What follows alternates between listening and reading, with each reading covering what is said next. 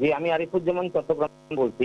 আমার প্রশ্ন হচ্ছে যে তৃতীয় বিশ্বের কথা হচ্ছে এখন সারা পৃথিবীতে।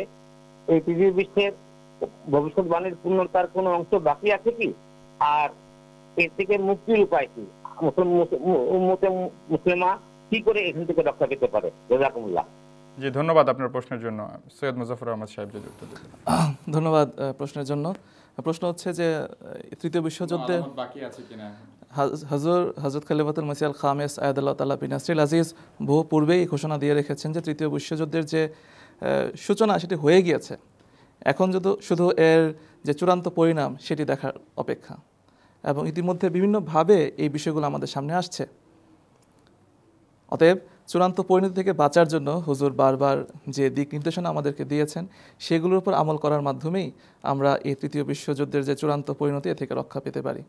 এর মধ্যে একটা অন্যতম হুজুর বারবার বলেছেন অ্যাবসলিউট জাস্টিস, ন্যায় বিচার প্রতিষ্ঠা করতে হবে। আজকে ন্যায় বিচারের অভাব দুনিয়াতে। আজকে আপনারা দেখুন যারা পশ্চিমা বিশ্ব যেভাবে ফিলিস্তিনের উপর আক্রমণ করে যাচ্ছে এবং যেভাবে পশ্চিমা বিশ্ব ইসরায়েলকে সাপোর্ট দিয়ে যাচ্ছে এবং মুসলমানরা বিভিন্ন স্থানে নির্যাতিত হচ্ছে, সেটা ইরাকে হোক, সেটা সিরিয়াতে হোক, আর সেটা ফিলিস্তিনেই হোক, ন্যায় বিচার নাই, যার কারণে আজকে এই অশান্তি বিরাজ করছে। আর হুজুর বারবার পশ্চিমা জাতিকে, বড় বড় নেতাদেরকে এদিকে দৃষ্টি আকর্ষণ করেছেন যে আপনারা ন্যায় বিচার প্রতিষ্ঠা করুন, তবে গিয়েই এই যে চূড়ান্ত পরিণতি সেটি থেকে আপনারা রক্ষা পেতে পারেন।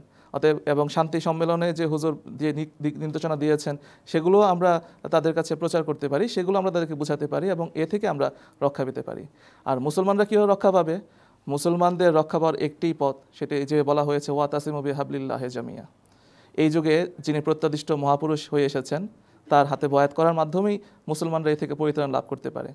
আর ওনার খলিফা হিসেবে বর্তমানে যে পঞ্চম খেলাফত চলছে তার মাধ্যমে যে তার হাতে বয়াত করা এবং ইসলামের পূর্ণ শিক্ষা তার আমল করার মাধ্যমে মুসলমানরা তাদের এই যে চূড়ান্ত যে ক্ষতি তা থেকে রক্ষা পেতে পারে। অতএব মুসলমানদেরকে বুঝার সুযোগ আছে এখানে, কেননা পবিত্র কোরআন কারীমে আল্লাহ তাআলা বলছেন যে আমরা যতক্ষণ না ওমা কুন্না মুআযযিবিনা হাত্তা নাবআসা রাসূলা, যতক্ষণ না আমরা কোনো সতর্ককারী পাঠাই ততক্ষণ আমরা আযাব দেই না।